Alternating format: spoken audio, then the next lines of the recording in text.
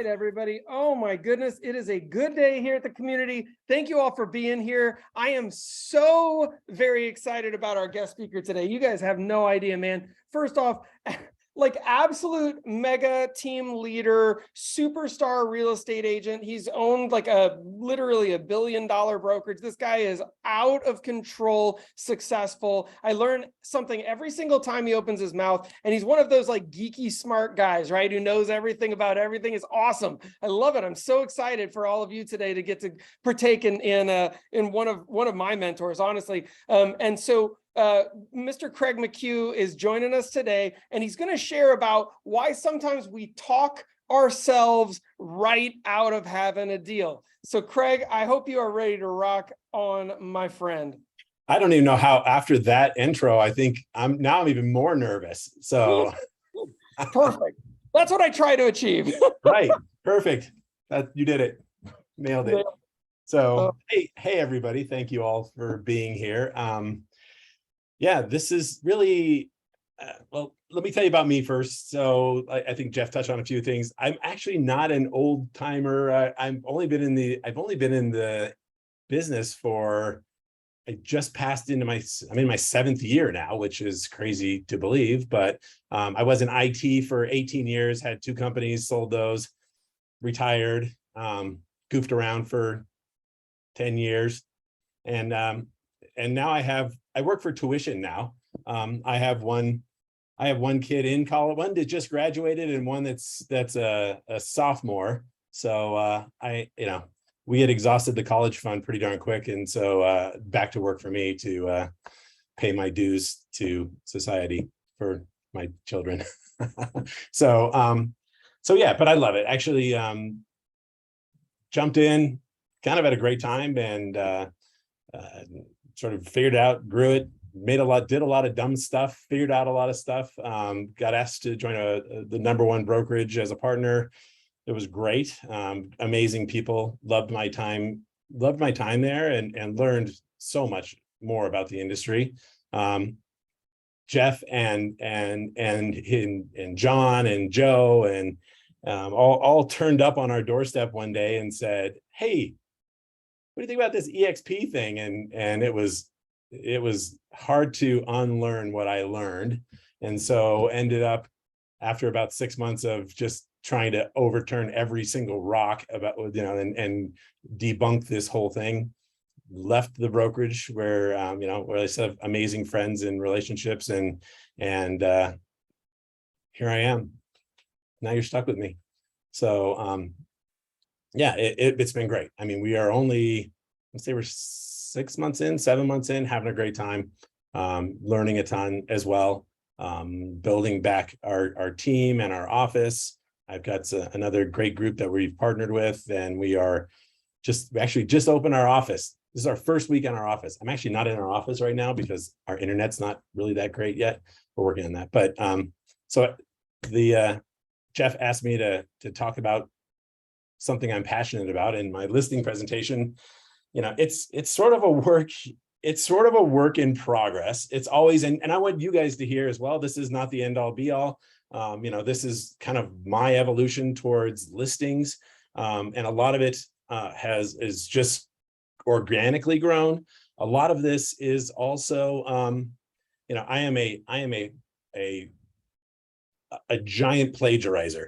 I love to take all the content that I can get from everywhere that I learn, and put it together. And I would encourage you to do the same thing. There is so much great content out there. I mean, a lot of this comes out of Larry Kendall's Ninja Selling. I'm a huge Ricky Carruth fan. He's amazing. Just every time I listen to somebody talk and they say something that resonates, like, man, I should put that in my listing presentation. So my team knows, and all the other people, like, there are like versions, throughout the year of this listing presentation. It is ever evolving. And honestly, what I want you to hear, especially if you're a newer agent, is, and the genesis of this, where it's at today, is I really just try and shut the hell up. You guys are going to figure out over the next hour, like, you wind me up and I'll talk until you fall asleep. So, and that's great. I love that.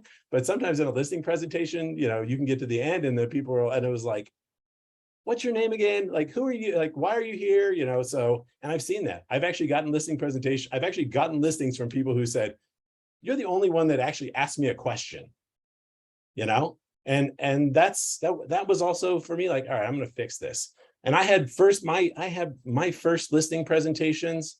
Like, I did one that was a digital extravaganza. The only thing that was missing from that thing was like sparklers at the end. You know, it was like, I thought I was the schnizzle. This thing is the best. And, you know, and then you have that revelation where the client's like, can I ask you, like, hold your questions until the end of the presentation. Okay. You know, like, I'm going to get to that, you know, versus like, let's talk about what you need to know and what you want to talk about.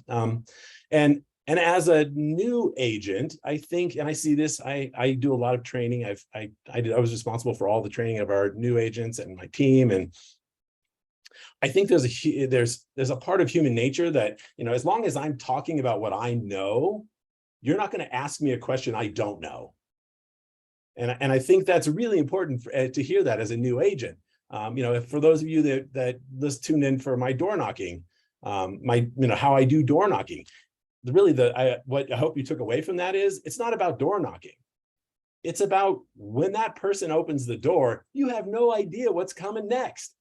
Like, and it really forces you to become really good at answering questions on the fly.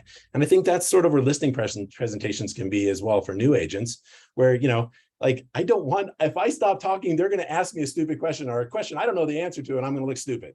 So I'm just going to keep talking. So, you know, this sort of forces you to like ask them questions and then be able to respond on the fly in a way that you know, you have to get really good at this and understand things. So I'm going to share my screen. If you guys have questions, I'm going to try and keep up with the chat. If anything shows up, I think John's kind of running the show. Yeah, holler at me. I love interaction too. If I say something that you're like, yeah, Craig, that's stupid, or like, I want more information on that, please, like, throw your microphone on and I love it. I love it off on the fly questions, right? So you guys can put me to the test on that one. So I'm going to share my screen. Let's see, which one is it?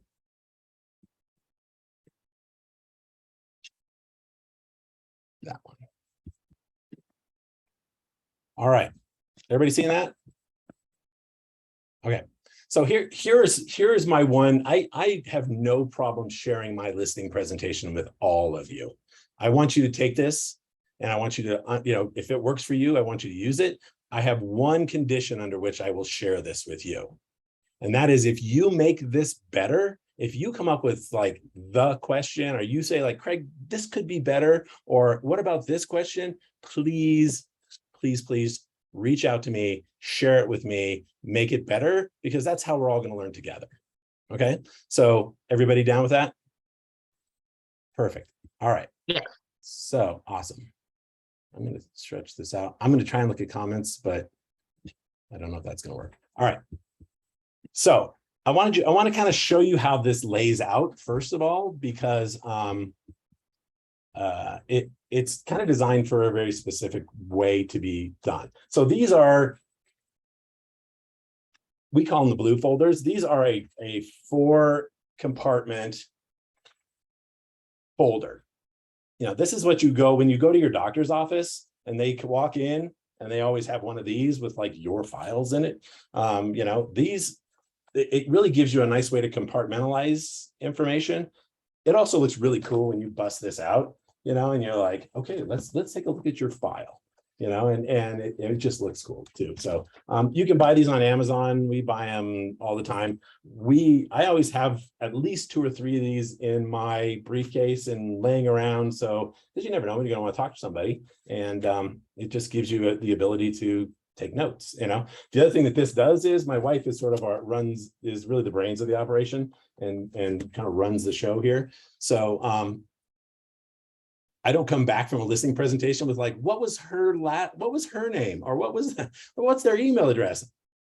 I don't know, but I killed it at the listing presentation. I don't know how to get a hold of them again. I'll have to just go back to their house, but it allows me to like put the notes somewhere so that I don't forget. like what I said to them or what we're doing. So really what on this is, so if you open the cover, this first page we're going to look at here is just client information. Really, this is designed in a very specific way of like, this is client information. This is buyer information. Turn the page, listing, walkthrough, listing interview. Okay. So if you're just doing a listing, you just go to this, you're always going to fill out their client information on this page, but then you're going to jump to this back page and you're going to do your listing walkthrough and your listing interview. And then if you're doing a buyer, it's just right here on this page, same client information, buyer information here. But most times, and oftentimes you're doing both, right? If you're going to do a listing presentation, most likely, hopefully you're getting both sides and you're doing the buy and the sell. So you can kind of have both there. So it allows you really to, have everything you need in one spot. Okay, so we're going to start on page 1 here. So really basic information with some caveats, right? So I think, can you see my mouse moving around? You can. All right, cool. So birth dates. So for us, our number one touch for our clients are birthdays, anniversaries, house anniversaries, children's birthdays are huge. I don't know if anyone else does this. My wife probably sends out 30 to 50 birthday cards a week. And we send them out to the children, we send them out for their house anniversary, we send them out for pretty much any reason we can. Kids' birthdays are huge. We actually buy them in bulk. It's from a local ice cream shop here in town. We buy them in bulk. It's a $5 card. They sell it to us for $2.80. And then we drop that in. My wife she has birthday cards stuffed everywhere. So, but yeah, we send out all of that information and it's a great time to get it. And some people might be like, why do you want my birthday? Or why do you want my anniversary? And I always tell them, or my kids' names and birthdays. And I always tell them, like, we love to send out little treats and gifts to people, and kids never get mail anymore. So that kids, when you send something to their kid, a birthday card, I've had people come to our door to thank us for doing that. And we get constant like thank you in Facebook. And so if you're not doing that, do that. But this is sort of where I initially sort of collect all that information, or we collect that information. How did you find us? That's really important to know, right? We want to know what sources, lead sources are generating leads for us. And we track all that. We put it in our CRM. We put in their current address. What year did they purchase a home? Do they rent the home? What's the, what did they buy it for? What's the rent on it? And then any notes. So, pretty much the basics. Okay. And then we're going to go to this inside. Okay. This is the buyer interview side of things. And I'm going to just go through this quickly and then we'll jump to the listing side. So when I'm doing this,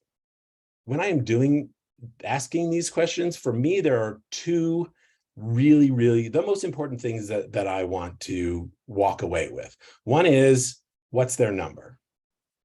What's their price? If they're listing their house, I want to know what they're selling. Everybody has a number in their dome, right? And I want to know it. And some people will be like, I don't know. That's why I'm asking you. And you'll see a lot of these questions are designed to, move them towards like, what's your number? And just so you know, when I get there, I normally tell people like, hey, I'm just going to come in and sit down, ask you some questions. I would have done my CMAs beforehand. I may bring in our MLS is called a one-line CMA. It's just all the comps kind of in one area. I rarely show that to the client. I rarely give it to the client. I think it looks like an accountant threw up on a page. It's just number after number, and we get it, but they don't. So usually my whole MO when I'm coming in is, I just want to see your house. I want to get to know you. I want you to show me around your house. And I want you to, let's figure out what your house is worth. And I'll tell them, like, I can't give you comps on your house if I've never seen your house, and so for me to just throw out numbers without ever seeing it is not, I'm not doing you any favors. It also opens up the door for me to come back, especially if they're interviewing other agents. I can say, okay, cool, I'm going to go do my homework now. I'll be back. When can I come back and see you again? So, and actually, I'm going to jump ahead a little bit. I'm going to move to the listing side because I want you guys to sort of see that. Okay. So if I'm on a listing presentation, first thing I want to do is before I sit down, a lot of times people will just sit down and jump right into their presentation. For me, I want to see their house, because me walking around their house is a really great time. Is a really great time for me to kind of bond with them, get to know them, see, what they love about their house. And you'll see some other questions about that, but it's like, hey, before we get started, show me your house, right? So I'll go through, and this is sort of broken out where obviously their address. So main level, upstairs, basement, and I'm just taking some basic notes, master on the main, great room, guest bedroom, how many bedrooms, how many baths, offices, laundry, is that on the main level, upstairs, basic information, right? But during that time, one of my first managing brokers, he taught me this. He said, I have them show me around the house, and there's going to be things that they are really excited about their house, right? So, he's always like, if maybe it's the master bathroom has been remodeled, and go look at it and really take the time. Don't just be like, oh yeah, check. It's like, oh, that's amazing. And he even, and this works, it's amazing. Like after you, like the master bathroom, we just remodeled it. Wow, that's great. Tell me all about that. What is that? And then as you move on, go back and say, can I look at your master bathroom one more time? It was just so cool. It was such an amazing, and it's like they feel like, that all that time and money and everything they spend, it just validates what they, that was cool, right? So tour the house, look for the things that they are excited about in the house, whether it's, the colors that they chose, the carpeting, the flooring, what are the things that they're excited about? It's also a great time for us to look for the gotchas, right? So always like look in the mechanical room in Colorado Springs. There's a big old orange sticker that should be on the water heater that said it was permitted. Like, are we looking at polybutylene pipes? Are we looking at, weird things that we, it's like, oh, look, the furnace is green, right? I mean, it's the 1970s green furnace. And it's like, okay, we're going to be talking about furnaces, I'm sure, either now or later. So it's like, what are the things that we can be constantly kind of looking for as we're moving through the house, both the good things and the things we don't have to say to them about that, but we can definitely do that. And I'll put it in my notes, like, furnace is antiquated, there's clearly a water leak under the sink kind of thing. So we can kind of get prepared for those things as well. So green equals old. Yes, absolutely. So any questions on that? Just kind of the basics. Take the tour though, and take the time to listen to what they are excited about, and also the things that they're not excited about. If you go outside and it's like, the neighbor's dog is barking incessantly and are trying to has eaten a 3-foot hole through the fence, and they're like, we can't go outside because we're afraid. It's like, okay, maybe we should, that's going to be an issue for us in the future, right? So after that, yes, sir. Craig, what I love about this is that you're building a foundation. And, that's what, when we go back to that questionnaire, we often, we've talked so many times about, past clients and repeat business and keeping your database accurate.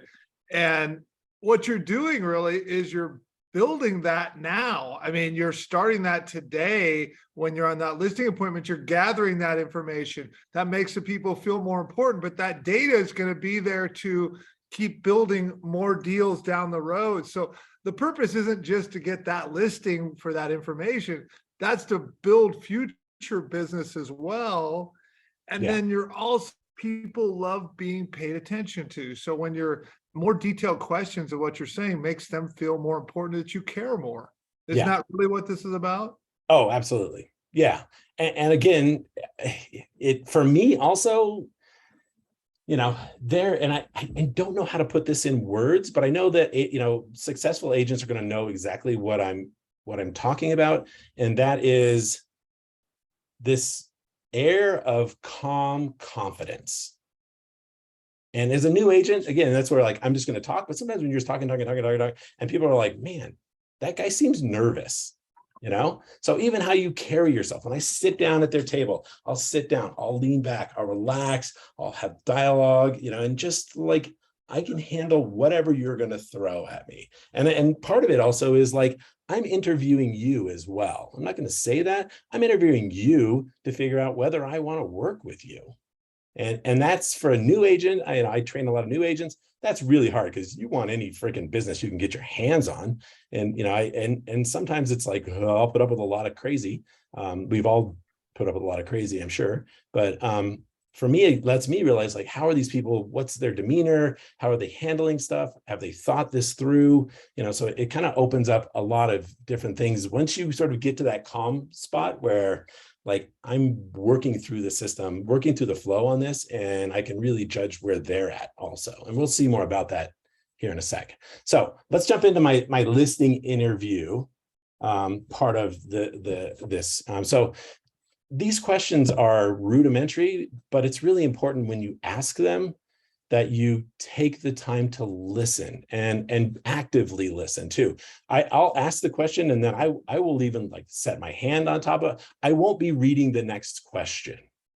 And that is also, sort of a human nature thing. It's like, okay, I ask that question, I get ready for the next question. Like, no, it's like when you're talking to people, it's like, listen to what they're saying. Listen for the nuggets, listen for the things that are going to tell you, for me, are they ready to sell? Are they on the same page? And we'll see later, we'll draw some of that out. Are they thinking, as like, we are both here? Is there any inconsistency with where the pricing is? He's $100,000, or he throws out a number and she rolls her eyes. It's like, okay, we have to deal with that. So let's go through some of these.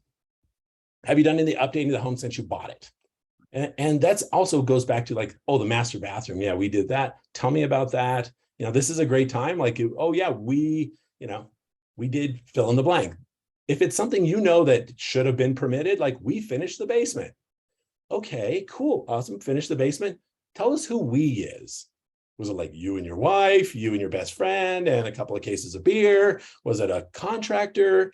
Are we going to have to deal with at some point, like, oh yeah, unpermitted basement? We're going to have to understand that. So you can gently ask those questions, and that's, you want to kind of figure that out sooner or later. Next is going to be any repairs needed. Applies only if deficiencies exist that affect the value of the property, right? I have a theory for me, like, I always leave one project undone in my house, because I've figured out over the years, once I finish every project in my house, my wife's like, we should sell. So I hate to do that. So, I always leave something undone, but that's also going to tell you things like, oh yeah, the roof needs to be replaced. The bathroom has a leak. We know the shower pan is bad. So you can kind of start to get those in your head. This is also going to help with your CMAs. So, like, okay, how are we comparing other houses? This is a great question. It's actually coming into this question didn't apply as much over the last couple of years, but it is definitely applicable today. Do you want to price the house as is or with improvements? Right? A year ago, like, oh yeah, the giant hole that the dog ate through the side of the house, they won't care. Today, like, are the water leaking through the shower pan to the downstairs, to the basement? People would be like, now, really relevant question. Like, are we going to fix these things? Or do you want to price it aggressively with the problems, right? Inclusions and exclusions. People sometimes don't even know what that means. So it's a great point where you can educate as well. What do you want to leave with the house? What things are staying here? Is the jacuzzi staying? And so if they have a jacuzzi, is that staying? What appliances do you want to leave? Like your brand new refrigerator, that's a badass refrigerator, with the screen in it. They just spent $3,500 buying a refrigerator. Like, is that staying? Or are you taking that to your new house? So trying to sort of tee up for inclusions and exclusions. This is one of my favorite questions. This is a Larry Kindle question, which is, what sold you on your home when you bought it? What features did you like? Good one. What are the things that like turned your crank when you saw this house? What did you like? Okay. So, how do we, that's a great way to kind of figure out. And in my brain, that's a really long note. I can't read it, but all right. But why do you like this house? What made it the one you actually put your money down on and bought it for that reason. Think about, for me, it's like I'm sort of pre-writing the listing description from based on what they're telling me. It's really close to, it's really close to shopping downtown. I love the neighborhood. It's great. It's, the cul-de-sac is awesome. We have kids, or maybe it's like, hey, the bedrooms, the floor plan, whatever it is. But, what made you love this house? And then this next one kind of dovetails with that one. If you were to stay in your home for another 5 years, is there anything you would do to it? This is a great way to figure out like what stuff is driving you crazy. It's generally the things that they don't want to deal with. And it may be a reason why they're selling the house. It's like, oh yeah, we know the roof's going to need to be replaced and we're just, don't want to have to do that. Well, it's like, okay, someone's going to do it.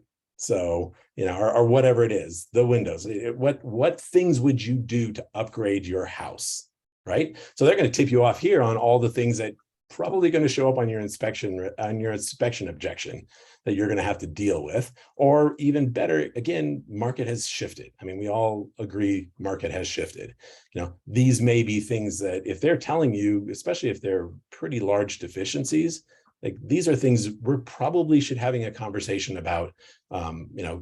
We should be talking about fixing these things, or at least acknowledging that they need to be fixed in our listing, and also teeing them up for, sometimes it's like, I don't have the money to fix the roof, right? But I'm sitting on 150, I'm sitting on $200,000 worth of proceeds. Once I sell it, well, we could say like, hey, why don't we offer to fix the roof from proceeds, right? So we can get them teed up for that as well. So any questions on that? I saw it.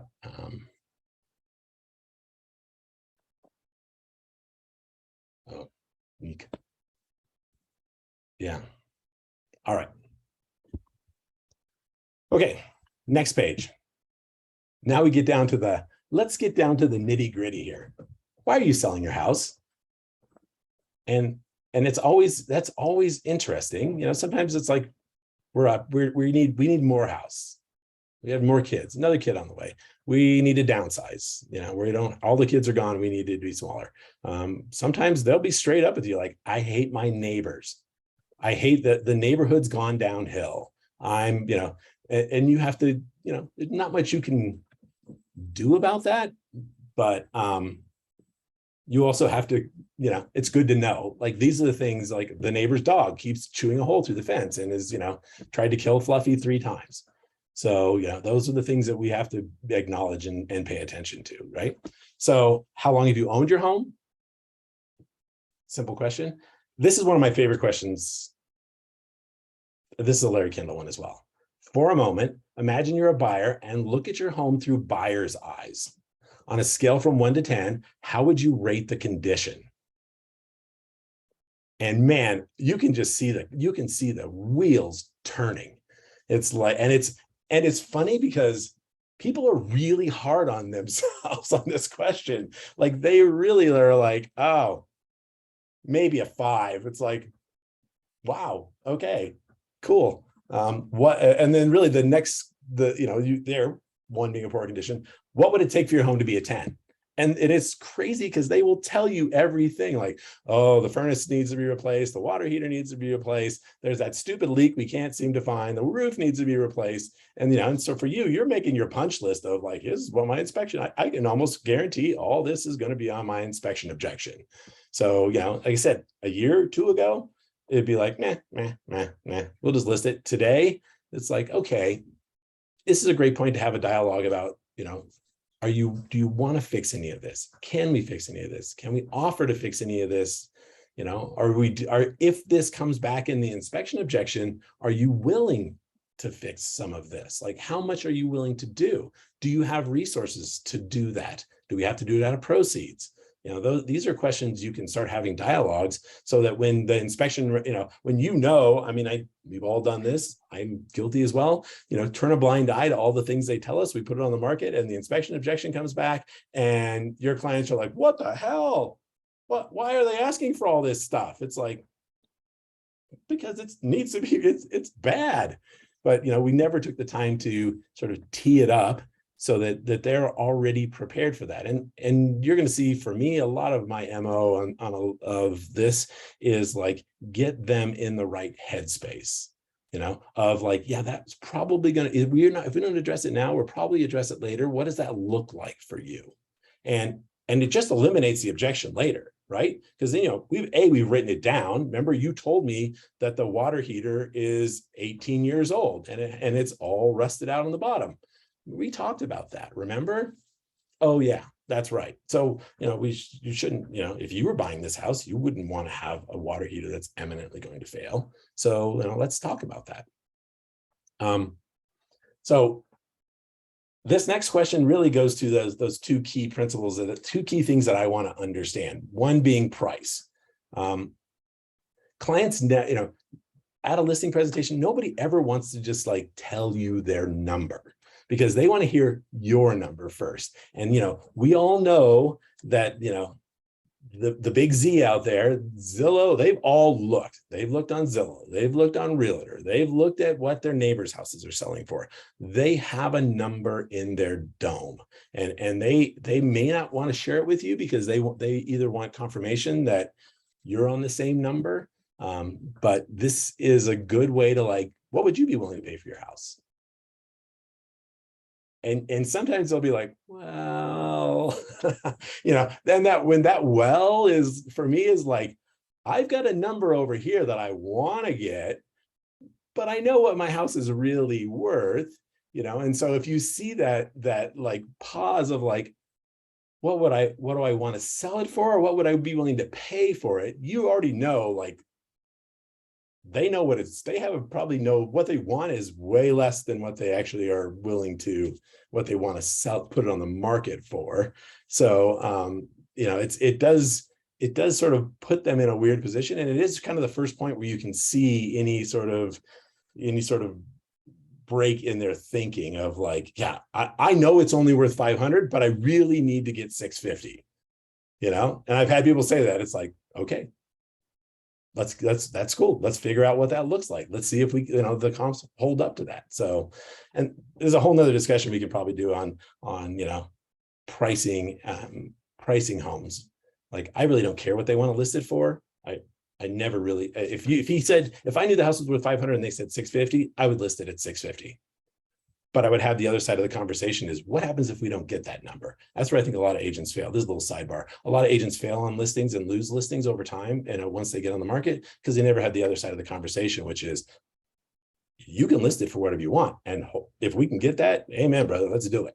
But if we don't, what does that look like? And I haven't had to really do that very much over the last couple of years. And I'm actually going to be adding some of that to this presentation here. So another great one. Have you recently? Craig, can I add on that, Craig? Because that's such an important subject. Is that, over the last 5-6 years, oh, what do you want to list it at? Oh, yeah, okay, fine. You just list the house. And, rarely was there going to be a price reduction. Right.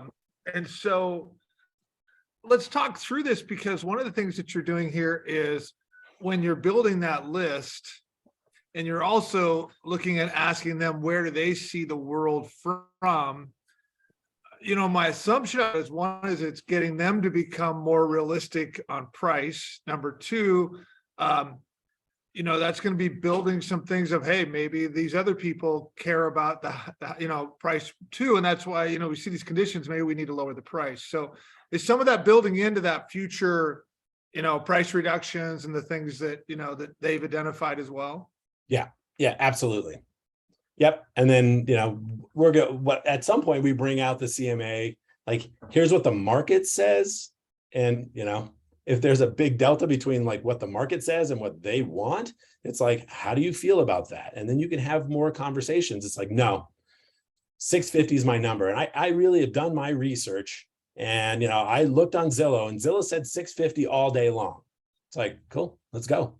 Let's list it for that. But I've already done the groundwork of like, it's really worth 500, and this is what my research is showing. But, as long as we understand like what happens in between those two numbers, that's the key part.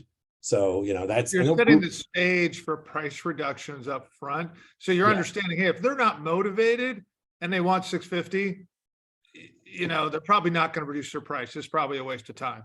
right. But if their motivation is there and they need to sell or they want to sell, then you're right. You have that conversation. Is that kind of the thinking? Exactly. Yeah.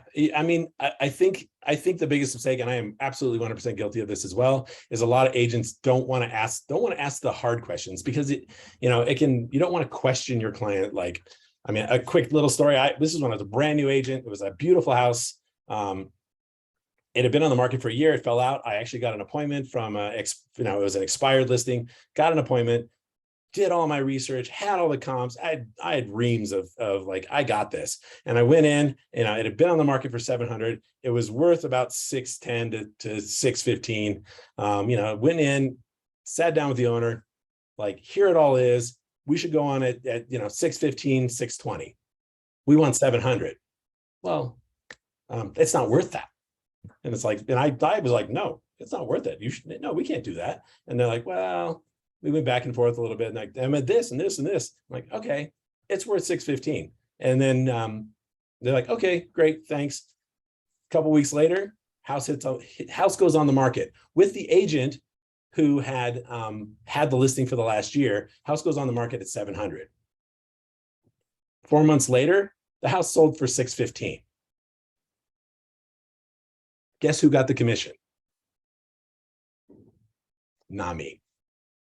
So, it was like, all right, I'm never going to fall into that trap again. So that'd be another great topic, but let's keep moving. Have you refinanced recently? That's a big one. If you guys haven't ever got burned on oh yeah, we just refied the house and now we have 90 days or how much longer we have to be in the loan.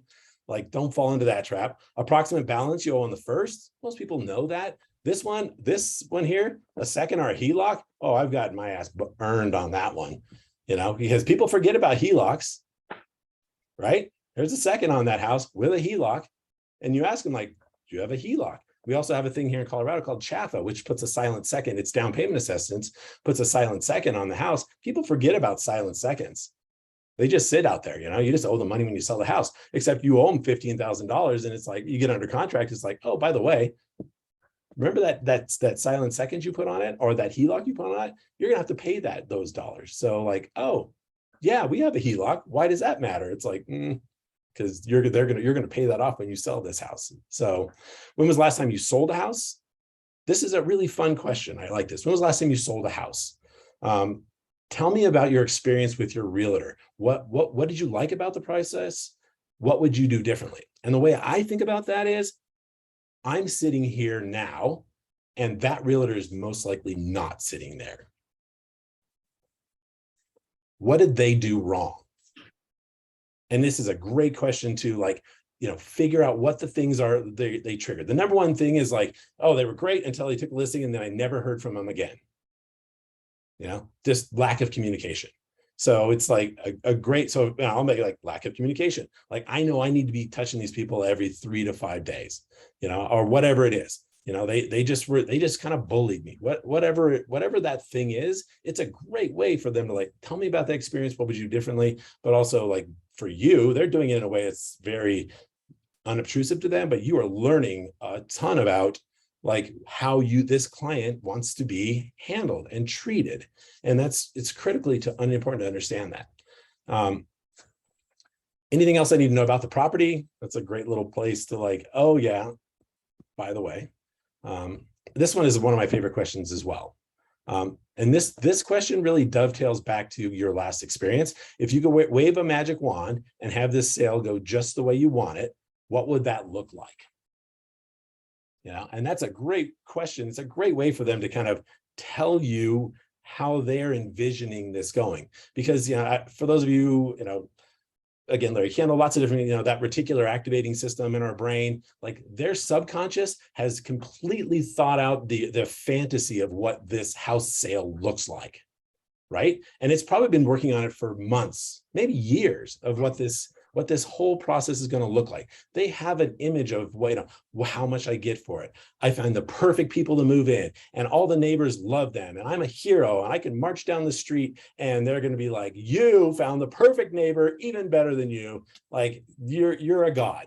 Thank you. And so like they've played this whole scenario in their noggin, and they'll share a little bit of that with you. Like, oh yeah, we'd love to get it under contract. We'd love to move in a certain amount of time. We'd love to find somebody is somebody who's going to has kids, because the neighbors all have kids and they want to play. And, this whole scenario is already played out in their head. You can draw some of that out, and it really does kind of give you insight into how they're thinking. So any questions so far? I'm talking a lot. I do that. All right. If you have them, put them in the notes. Oh, I've got a question, Craig. Yeah. So when you bring out that form, and especially when you start asking, I'm reading the question, I'm asking it. Is there any preference that do you talk to them like, hey, I'm doing this for a reason, why I've got these, written down in a certain way? Do you address that at all? Because I think some people may feel uncomfortable doing that. Yeah, and I think you're right. If I just sat down and like, boom, hit this, but I think if you've done your kind of rapport building, walking around the house, it's just like, hey, these questions, sometimes I don't ask the questions so I know it, but keep it conversational. Like, I'm just trying to understand how to make this process the very best for you. And I think, especially if you're going up against other agents who are like, they're going to run the I'm great presentation, like for them to be able to like just share their heart. And really these questions are designed in a very unobtrusive way, but to draw information out of them in a way that is really important and actionable for you, without them feeling like, overhandled. So I think I've done that in the past, where it was really when I sat down with somebody, and I think you do this naturally. It's just, hey, I've got a lot of questions. I've actually written them down because I don't want to ad lib this. This is so important, this being with you, that I want to make sure that I don't ad lib, that I'm actually going through to make sure that nothing is missed for you. So it may seem formal here a little bit of what I'm doing, but it's because it's so critical that I don't want to miss anything. Is it okay with you? Yeah, that's brilliant. I love that. Also, people love it when you take notes about their house. Oh yeah. Detail oriented, and that you're interested and that you're gonna get it right. Yeah, absolutely. Yeah, because this is about them. You are introducing yourself into their dreams, their current dreams and their future dreams.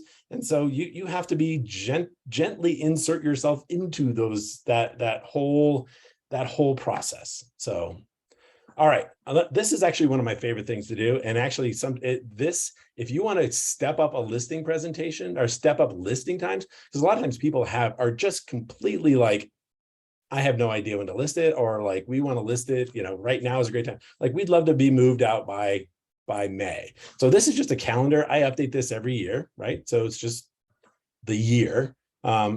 So what I'm doing here is I am reverse engineering when we need to have the house on the market, right? So we kind of start with the end in mind, right? Our move-in date. When do you need to be in your new house, right? So they say we need to be in on May 1. So then what I'll do is I'll circle May 1, all right? And I'll put in there move-in date, right? So then we say like, okay, under contract. So last year I would have said 30 days, we need 30 days to get your house, on the market. And really it wasn't that much. Today, I'm telling people we need 60 to 90 days, which is normal. I'm telling people we need 60 to 90 days. So when you start backing that up, so if we're May 1st, 30, 60, 90 days, right? So circle that. We should be on the market by then. If we sell it faster, great. We can talk about post occupancy. There's things we can do, but we need to give yourself plenty of time. If you have a hard date, especially if people are moving out of state, or they really want to get out by then, it's a great way to do that. How much time do you need to prepare for the sale of your home? Like, remember all that stuff we talked about earlier? Like, you need a furnace, you need a water heater. We're going to put new carpet in, what it needs to be painted. Like, we'll need 30 days for that. Okay. Oh, look, we're back here in January now. Oh, crap. People are like, oh, it's like, it's a great way to like build in some like, oh yeah, we got plenty of time. It's like, no, you don't.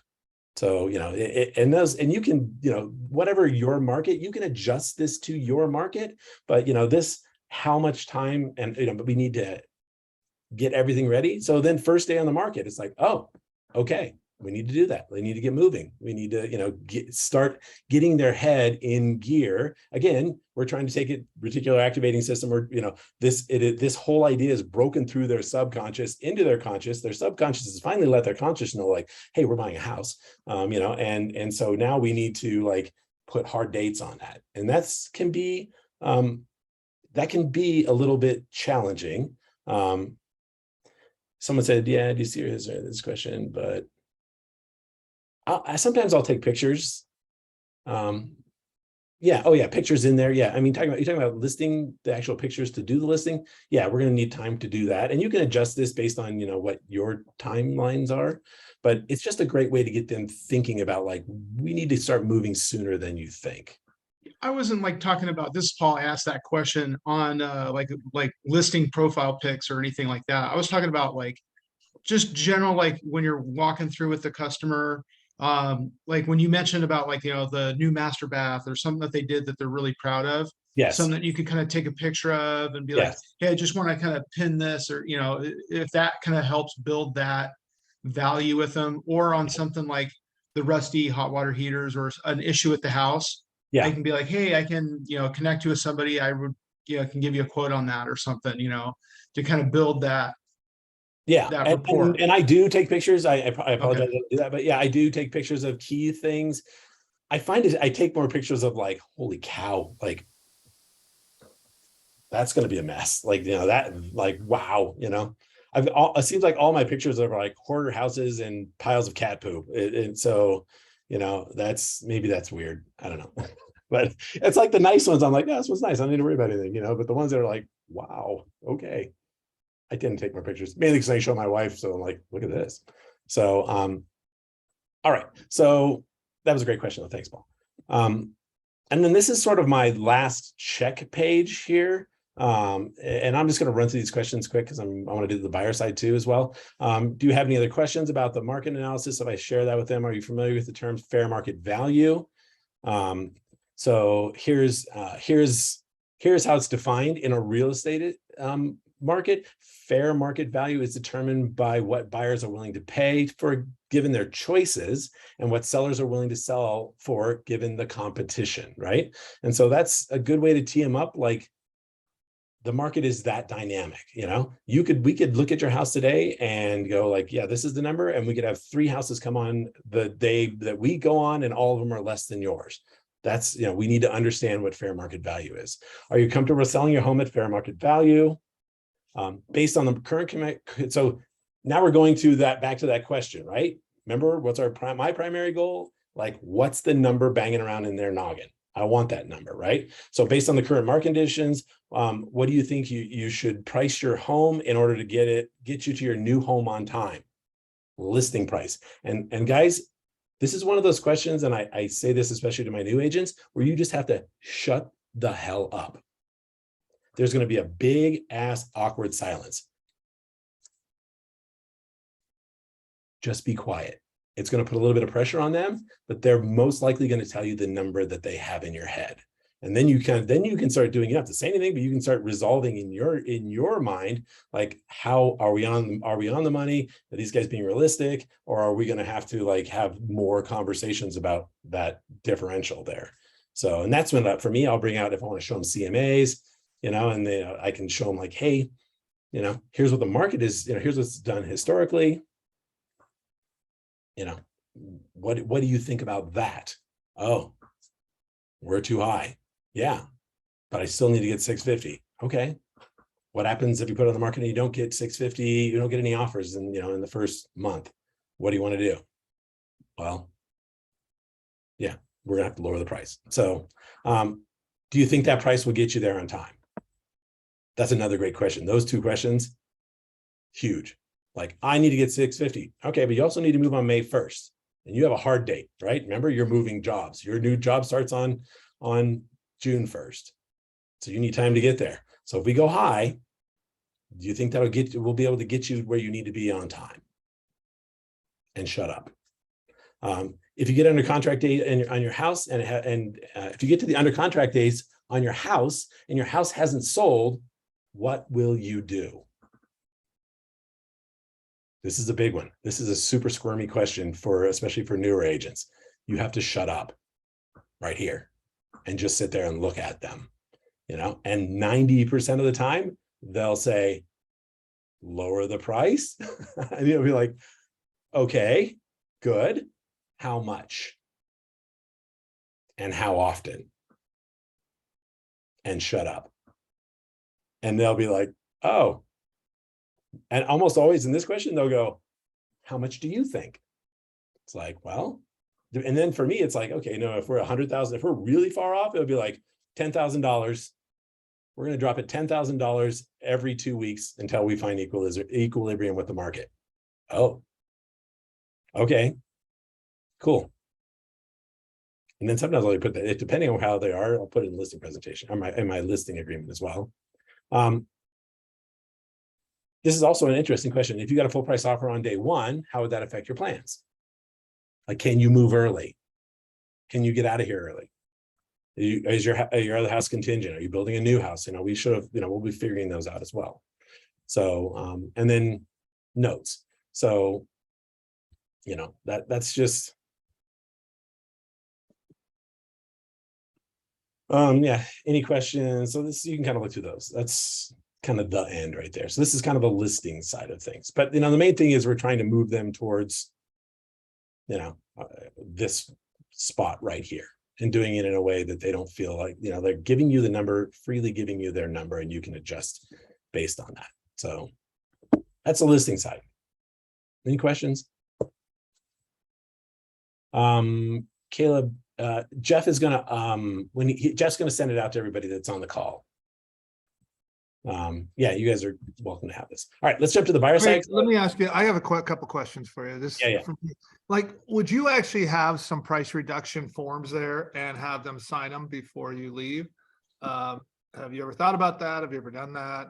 I haven't done that, but I do like, if we've already laid the groundwork, that's certainly no reason why you couldn't do it. If you were going to take the listing right then, put it in there. I know I've talked to several agents recently that are like, I'm building that. I've never done this, but I'm building it into the listing. When I take the listing, we say 650, and we're going to, after, we're going to go 30 days at 650. And after that, we're going to drop $10,000 every 2 weeks until we get under contract. A lot of agents, I've done that in the past. Again, we always have such a different market, guys. For most agents that have on this call have not been in the market. They got in the market in 2012 or later. Pricing, like what you're saying, Craig, of being so critical about pricing and yet knowing how to say it the right way. Yeah, is a skill you can have right now. And Joe often says that, this is where sales skills matter. This is the things that you're talking about of learning how to ask the right questions, how to build clarity, and then shutting up. Yeah. And that may be the best thing in sales, isn't it? Is just learning how to just sit and wait. Yeah. Yeah. And Dakota asked about commission. The way I handle commission is I like to, I thought I had it in here somewhere. Did I skip over it? Tomiko put in these notes, I love this. She said, rather than a price reduction, she said a reposition addendum. Right. Yeah. I love that. Or even just talking about concessions. I do have another area in my listing where I talk about commission. Really, for me, real quick on commission, I try and break commission down. I think the biggest mistake that people have, that the biggest misconception in most people's head is, I pay, it's the seller, it's 6%. It's like, you're getting 6%. It's like, no. So really the way I break it down, and I should probably add it to this, the way I break it down is I say, hey, what I charge is 6%. Really, the commission amount is normally 6%. So the way I break that down is we're offering 3% to the buyer's agent, right? And we don't want to discount to the buyer's agent, right? Because they have a lot of houses to look at right now. Who do we want them to look at first? We want to look at ours. So we offer 3% to them. And then what I always say is my brokerage also charges 3%. Right? Instead of saying I charge 3%, I say my brokerage charges 3% and I get a percentage of that. And the IRS gets a percentage of that. So, I try and make it very clear that like it's not all going to me. And then I've had, the way I also handle commission is like, would you do it for less? And then instead of saying no or yes, I always ask them, how much are you thinking less? And, would you do it for 2%? And the way I like to turn that around is I say, I appreciate you asking. So just so we're clear, you want me to reduce my commission by 33%. And shut up.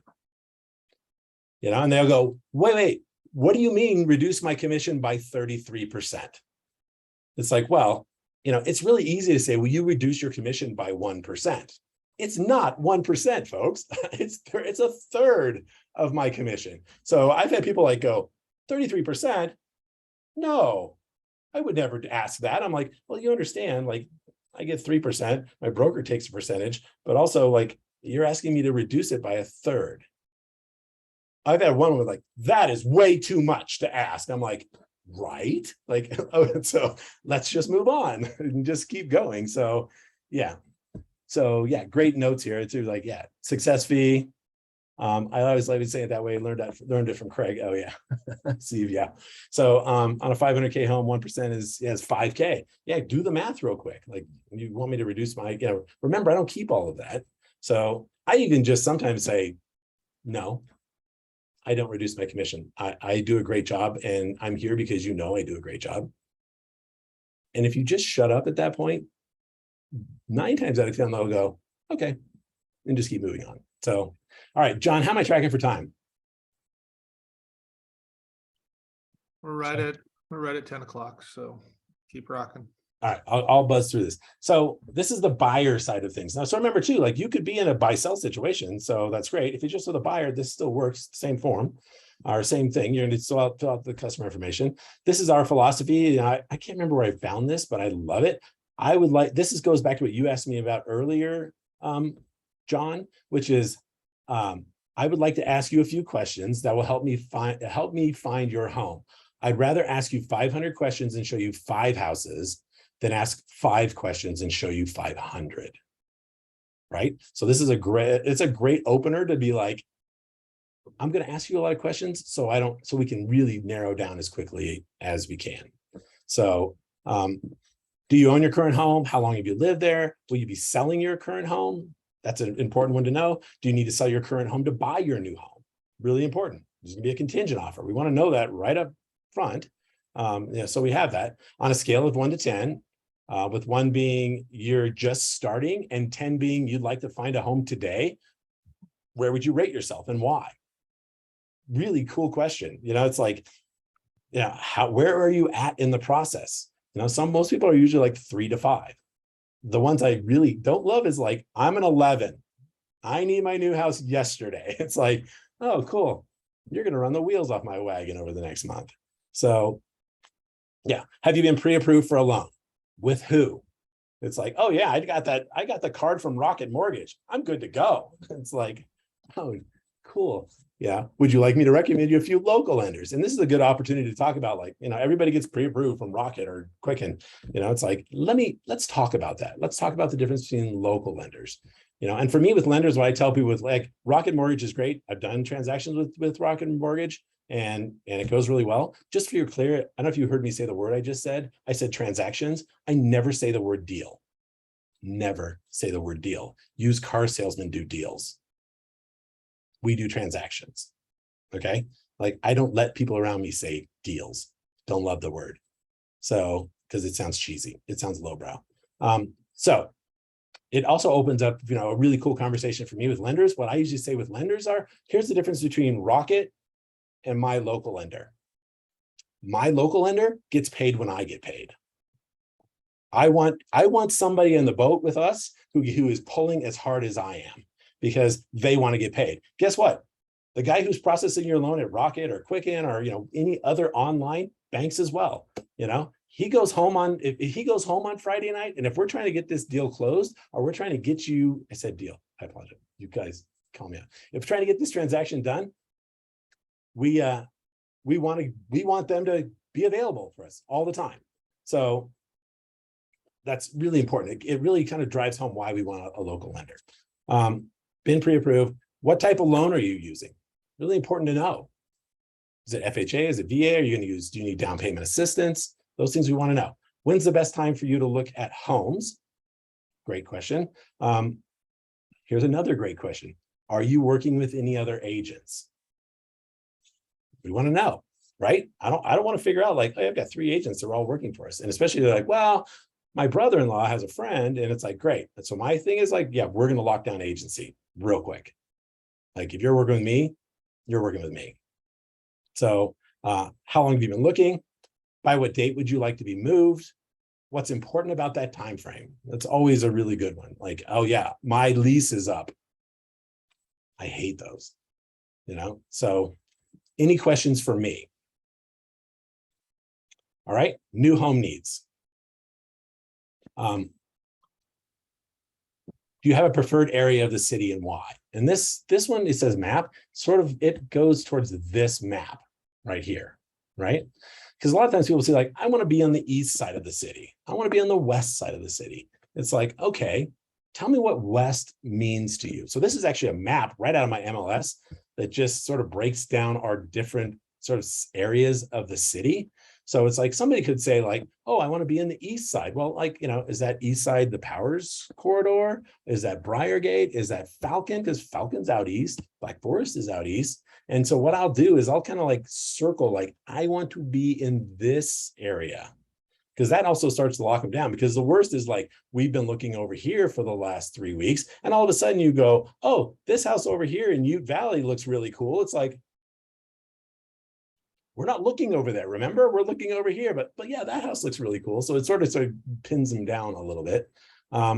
Approximate size of home, how many people will be living in the home, how many bedrooms will you need, how many bathrooms, do you prefer a 1 or 2 story? Really important, especially if you're working with like old people like me who like, I don't like stairs anymore. They're not as much fun as they used to be. Are you comfortable with an HOA? Guys, if you don't ask this question, you're crazy. Because there are people who'll be like, oh yeah, it's fine. And the other people are like, oh, let me tell you about HOAs. And they just like, bah, I'll go to hell before I'll pay HOA dues. It's like, all right, make sure we're not looking for anything with an HOA. This one is always fun. Are you open to doing renovations, right? Do we want to do a fixer-upper? Chip and Joanna has made our lives suck in ways that, I'm still doing therapy on with Chip and Joanna. So, are you open doing renovations? And people will be like, oh yeah, no problem. I'm like, okay, tell me about renovations. Like, are you willing to like knock down walls and do big? And it's like, no, I love to paint. It's like, okay, so we're not looking for like, trashed houses. We're looking for, carpet and paint kind of houses. So that's a good way to do that. Do you have any pets? What size yard do you need? What size yard, and does it need to be fenced? That's a big deal. Here in Colorado Springs, fences are just mostly can get very mobile very fast because of wind. So a lot of the newer communities, they don't even put up fences anymore. They have these little split rail things that, the dogs just run randomly through, or no fences at all. And if you have if you've got a pit bull or a giant dog, they're not going to be running around. So, that's important. What size yard is going to be fenced? What size garage? This is my favorite one, and you'll see where this comes into play. If you want to figure out if the husband and wife or a couple are on the same page, what size garage? Every guy is like, oh, I need a 3-car garage. No problem. And almost universally, the wife will look at him and be like, you're stupid. You don't need a 3-car garage. Everything fits in your 2-car garage. And it's like, okay, we need to talk more about that, don't we? So, it's always funny. This also is in here is a big thing here is 2-car tandem, which is a 2-car garage with another car garage at the end. Some people are like, that's cool because I can put my lawnmower there. Other people are like, no, I need 3 cars. So our view is important. We live in an area that has great views. Same question we saw before. If you could wave a magic wand, what would your perfect home look like? Again, that reticular activating system has been working, has had their subconscious has this all worked out. They already have their dream home in their head. It may not have fully let if your conscious brain know what it looks like, but it's a good way to kind of tap into that, what that fantasy is of what they're wanting to achieve here. So Craig, are those words critical? Like, I love them, but I was thinking like those are thought through of magic wand and perfect. yeah. Those words are really important in that right there, right? Is that? Yeah, we're allowing them we're, because of the magic wand and the perfect home, it's allowing them to tap into the fantasy side of what this all, because at the end of the day, nobody's like, what, wakes up in the morning, like, what, it'd be great to go through the hellish process of moving. Let's do that. It's like, if Larry Kendall, there's a lot of great, sales books talking about the reticular activating system and how to keep that revved up and to maximize it. But you have to understand, you're pretty much on day one of reality, of their fantasy coming to reality. And you want to understand, like, because their subconscious brain has it all worked out. Their conscious brain may be like, no, we are never going to have a 3-car garage. That is just over the top. We're never going to be able to live in that neighborhood. So, it's sort of, it allows them to, have you share their fantasy a little bit about it. What I love about that is you're helping them build a blueprint. Yes. And, one of the things I said to people is, have you ever been to a house where somebody just keeps adding on and adding on? How does that actually look when it's done? Right. And the truth is, the more houses you look at, the more confusing it gets. It doesn't get clear, because that's kind of that model. If we actually get really clear about what it is that's perfect, we may not be able to get everything that's perfect, but if we're really clear about that up front, more likely when the house shows up, you're going to know it's it, because we don't know if what I've had in the past is the first house is the right house.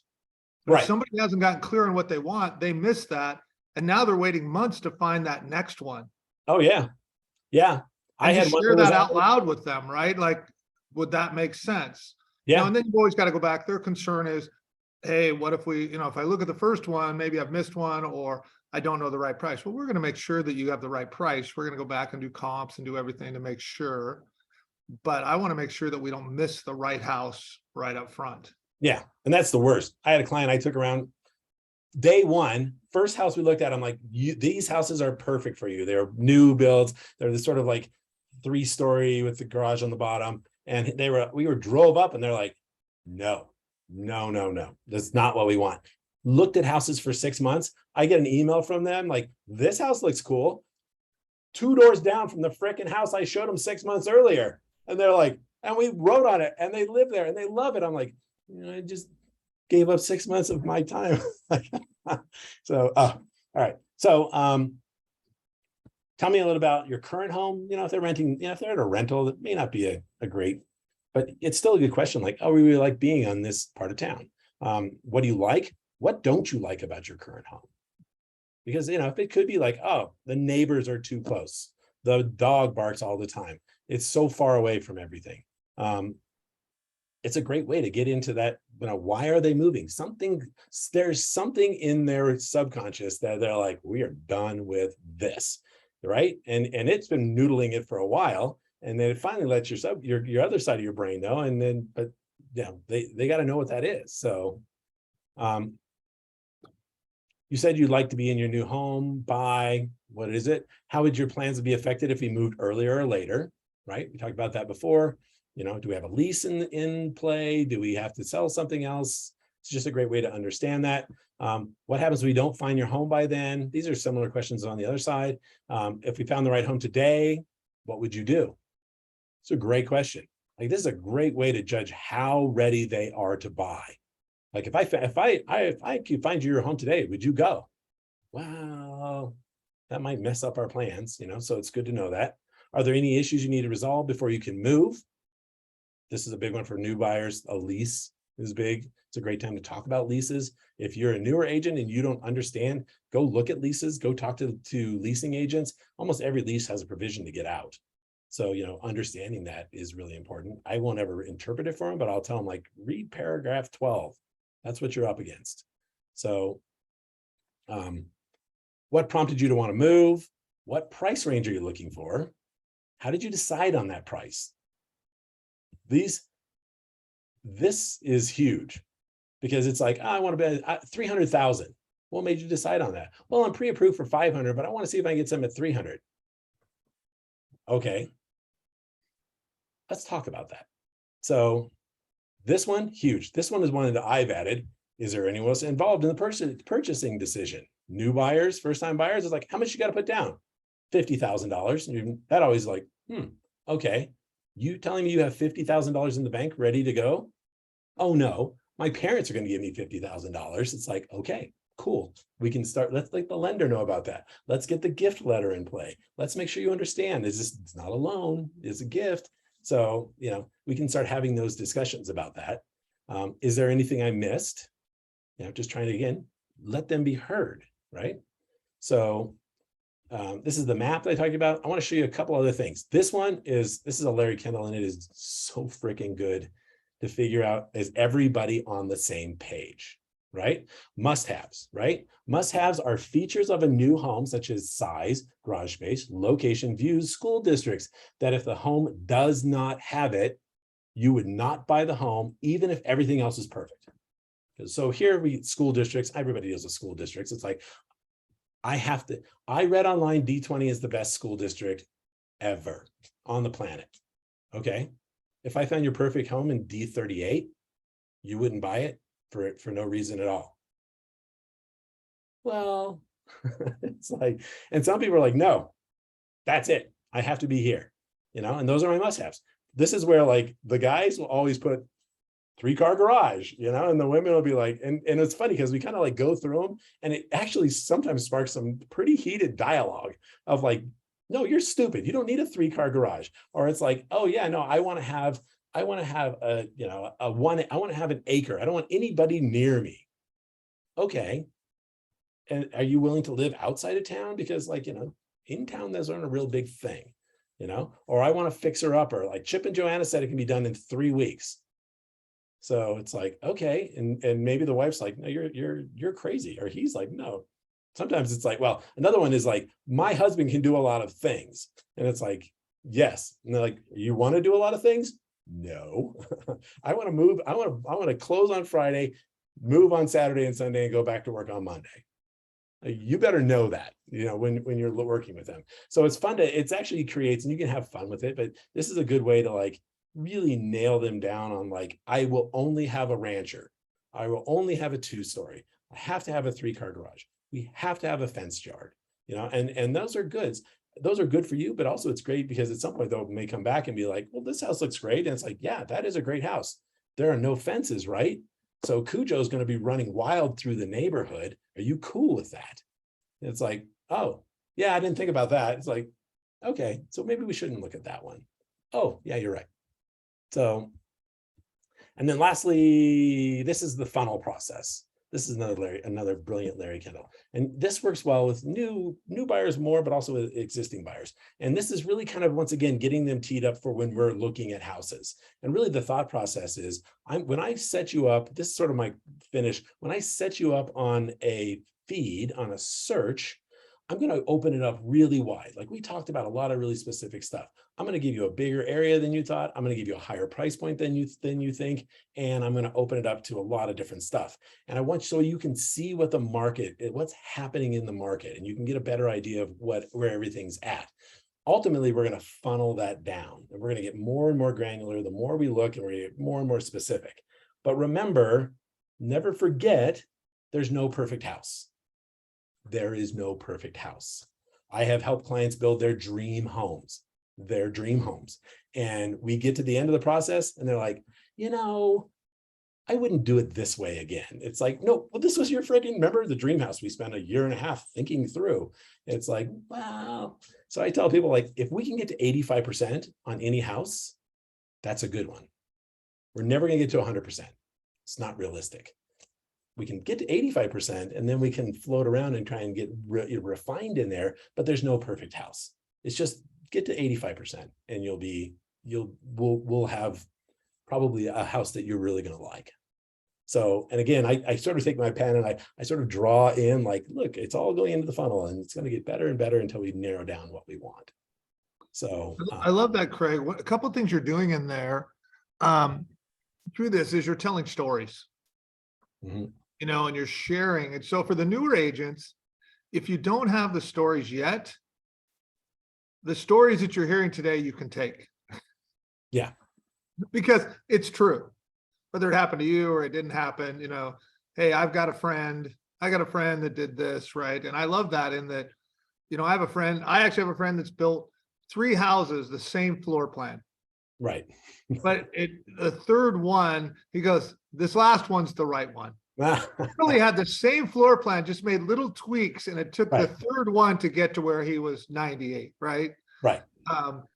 And so I love that in that you're sharing stories with people to help them, because people connect with stories. Yeah. Yeah. Can I add to that? Was that John? This is Mike, by the way. Dude, thank you for all this awesome knowledge. It's definitely helpful.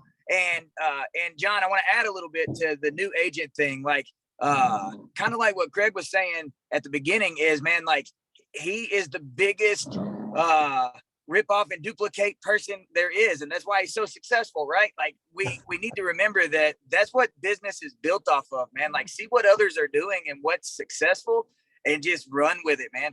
You make it your own. Obviously you can't go in and have the same conversation that Craig has, or that I have, or that John has, but don't be afraid to take this stuff and run with it, because this is definitely huge information, man. And it will help you in the long run. And surround yourself with other successful and or experienced agents so that you have those stories to tell, right? Yeah. Not everybody starts off, with all the knowledge in the world, but that's your fault if you stay that way, right? Like, you want to surround yourself with people like Craig, like John, like Joe, like Jeff, like Paul, like all these other guys, and definitely be confident. Find somebody that's experienced and practice this stuff, because all of this right here is spot on the money, man. So again, thank you for everything that you do. I really appreciate it. Yeah. Oh, thank you. I appreciate it. And we have time. We have a few minutes. Anybody have questions? I'd love to answer any questions you have. I've been trying to watch the notes, but I'm kind of a one-trick pony. So I can't do too many things at once. I'm old. Craig, I've got a question. Some may be wondering, you're going to share this with everyone, and I know I'm right here with you, but is it easy to edit and put their logos, plop them in there, no problem? Yeah, I have this as a PDF. So yeah, you can actually just copy in the whole thing and paste it into, usually you can, like, I know you can take a PDF and convert a PDF in Google Docs, and it'll just reconvert it back, and then you can do whatever you want on it. Or, just take the time and you can really just copy the questions out. And, Gotcha. Yeah, but it's certainly able to. Like I said, I'm giving it to everybody with the one condition that if you come up with like the ultimo question, like send it out to us or push it back to us and I'll push it out to everybody, because again, this should be evolutionary. Like for me, even I'm going through this right now and I'm thinking like, oh, I need to add more stuff because the market has changed. I need to add more like handling price reductions in here. I haven't really had to do that over the last couple of years, but like this should be more content about managing and handling price reductions. Hey, Craig, I'm gonna give you a little pat on the back right here. So I've been attending these calls for several weeks now, and I just looked at the number of participants. Oh. You garnered probably one of the larger showings that we've had on these weekly calls. Just wanted you to know that. Oh yeah, thank you. And this is I love this stuff, and it is so much. This is the fun part for me. It's like just refining my craft, and I think for you guys as well. It is. I'm hoping this will give you tools in your tool bag that you can use to continue to grow. I mean, this market's changing, and it's going to be challenging. But I think if you can bring the value, bring the knowledge. There's a lot of agents who haven't really had to really dig in. It was pretty much stand at the tree and pick the fruit. I always call this, this is top of the tree work. So, figure out how to climb the tree and really be able to shine in these down markets. Because then when it picks back up again, man, it's just that much easier. Hey, Craig, question for you. Do you use or do you go over a buyer's service agreement? If I feel like we're moving in that direction, yeah, and they're ready to go, if I'm like, I mean, I don't put a lot of hard closes in there, but if you feel like, hey, you good to go, I'll bring out my laptop and go fill out the buyer's agreement right then. Yeah, why not? And we can fill out the listing as well. I mean, if you're getting all smiles and puppy dogs, then yeah, let's get it done. Well, that leads me to another question, because I get some pushback on this. I don't use a buyer's agreement with all buyers. And I feel like they're going to jump ship. They're not happy with me. They probably have that right, as bad as it might suck. Do you always use a buyer's agreement? It depends. And it's funny because when I'm training with new agents, they're like, okay, we got to lock them down. And really what I tell people with a buyer's agency is like, listen, what I want to know is that when I'm working with you, that I have your full attention, there's nobody else in. And one of the best analogies I've heard somebody say is, and I say this to my clients all the time, is we're going to get real estate married. And what's going to happen here is like, this isn't forever. If you want, we can get real estate divorced as well if it's not working out. But I want to know, like, we're exclusive. So, and you're not working with anybody else because that can be complicated and it can also put you in a certain amount of liability. But like, it's not like you're locked in with me forever. We're getting real estate married. If this all works out, then that's great. And Mike, it's a funny one that everybody has, people have been around, have different opinions about this. And I've also been in different markets. In different markets, for example, when I lived in Arizona, there was so much new construction. And if a client walked in without you and signed in, you were out of that deal. Yeah. And they don't understand that very well. And so that doesn't happen a lot in Oregon, in the part of Oregon that I live in. But in Arizona, it was like, hey, we're signing buyer brokers because I wanted to get so specific on what exclusivity meant. Like, hey, we're going to go and do these things together. I'm putting this time in. And I like to go with the approach of talking about, do you want a salesperson or a consultant? And people say, well, I think I want a consultant. Well, tell me what a consultant is to you. How do consultants typically get paid? Well, they get paid by the hour. They get a retainer up front. Do you want to pay me a retainer? But you want a consultant. Do you want me to be do you want to pay a retainer up front? No, I don't want you to either. But I want to know that if I'm going to work for you and I'm doing all the work, because that matters, that, hey, we've got an agreement on how that works. And that makes sense to people, right? And for me, it was always like, I want to be totally concerned with your interests. I don't want to be worried that, I'm going to get surprised. So I want to be able to talk you out of houses. So once you fall in love with a house, I want to be able to talk you out of that house and tell you all the negative things about it. I can't do that if I'm worried about getting paid. Let's be honest. You wouldn't either. So there's not a right answer. I always just question people, are you not doing it because you're scared or you're uncomfortable? And if that's the case, then you may want to rethink it. If you've thought about it in different ways, then come up to your own decision, right? So when we had a lot of buyer's agents and as a team, I made most of them do it because they typically weren't having really strong exclusive conversations. Craig's really strong. He's going to have that really strong exclusive conversation. What I found with newer agents is they typically didn't have that conversation because they felt uncomfortable. Right. And so I made them do a buyer broker agreement because then I knew the conversation happened. Well, and I always tell my team, especially if we're doing if we're doing opens and somebody comes into I tell them, somebody comes into my open house and they have an agent, but they don't have agency, they're going home with me. Like, and I can't tell you, we've all had that situation. I know I have. It's like, I stopped by this open house and the agent was super nice. And they said, they can help me. And so we're under contract. We bought that open house. It's like, what the, like, wait. So yeah, I love it when, I literally like my agent couldn't come. It's like, oh, Pompous, though. what's that? Oh, I was gonna say maybe it's me being pompous, but or naive, maybe, I don't know. But for me, if my client feels that they should or can leave and go work with another agent, my God, do it. Like, I haven't done my job good enough. I've never had a buyer do that. I know I've seen others that have, but I typically try to do all the important stuff up front to build the relationship where they know I'm. You haven't had the one, you haven't had the one where they stop at an open house, Mike, and the Yeah. guy, you don't buy it today with me, Yeah. you're not gonna get this deal.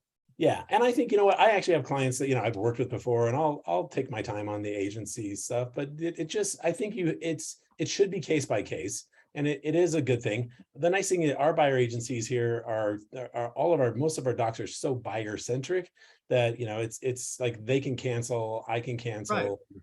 And so it's like, hey, the other thing I do too is like, the other thing I'll tell people is like, you're going to be sharing really important confidential information about your finances. And really, technically, I shouldn't be having those conversations with you unless I have an agency agreement. So, you know, I want to make sure that we're all on the up and up. And, you know, I'll use the analogy of like HIPAA. You know, it's like you can't go to the doctor and not have, you know, a agreement with the doctor to share that really critical information. Your finances are like your health. You shouldn't just randomly be sharing that with everybody. So like when I have agency with you, then you can share that private information with me. And again, agency is no different than saying, hey, you can cancel this anytime. Right. A 24-hour notice. I just want to know, hey, if we've changed our relationship, I just want to know. Craig, with your listing presentations, do you allow people to get out of a listing if they're not happy or they want to change?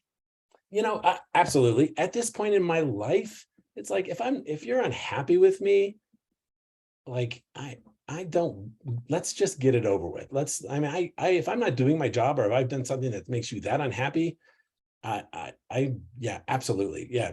Let's move on. And my first managing broker, he said, you know what, you know, when you lose a deal, and it's, you know, especially as a new agent, it's like your only deal, you know, and he looked me right in the eye and he said, you know what makes that a lot better? When you have 10 and you lose one, it doesn't sting as much. So, you know, if you're doing your job and you've got buyers and you've got sellers, and somebody's like, hey, this isn't working. It's like, I'm not going to force it. Like, yeah, absolutely. I think you should, you know, if you're not happy, or if I'm not happy, like if you are not taking my advice, if you were, you know, just kind of in your own little orbit, and you don't, you know, I'm just an annoyance for you or a necessary evil. It's like, there's lots of agents that will put up with that. I'm not your guy. You know, Craig, I was trying to share the pin with you, so I think I did it wrong here. Let me change this. Well, I'm not an expert on it. Nah. I don't know if I'm going to do it. So we're going to wrap up because we're right at 10:30. But Craig, I want to thank you so much for being on this call and leading the call, man. It means a lot. It takes energy. It takes effort. And I know that it also helps you perfect what you're doing and remind yourself of why you're doing and how you're doing things. And, you know, as we look at this coming year, there's two pieces that I see and I hear. One is, hey, we better be prospecting more than we ever have. Number two is, what Craig is showing us here are incredible sales skills. And what he's showing us today is there's a difference between amateurs and professionals. And are we amateurs or professionals? And if we're not professionals yet, what do we need to do to become professionals? Because when you're getting those listing appointments, you want to convert at a higher rate. And that's really a skill set that can be learned. Yeah. And what is the extra books that we need to read? What are the extra practices that we need to do? Are we needing to do role playing together? And to get into where we're actually asking, you know, because a lot of these questions that Craig asked, they could be pretty hard questions, Craig, in the beginning. Would you? Oh, yeah. You know, yeah, you'll be like, your heart will be in your throat with some of these, like, okay, here we go. But it always works. So. Right. And what you realize is that there's a commonality amongst top agents. And what Craig's doing in this is he's taking people through a process of self-realization. Really, Craig, isn't that it? Oh, yeah. Yeah, absolutely. And so he's taking them, leading them in a way to help them self-realize. And through that self-realization, they become more connected to Craig because he helped them on that journey. Yeah. And that's what Craig said in the beginning, rather than just talking, he's asking the questions. Right. And you become that trusted advisor, and that's important. Hey, real quick, for everybody starts punching out, I put my email in the chat.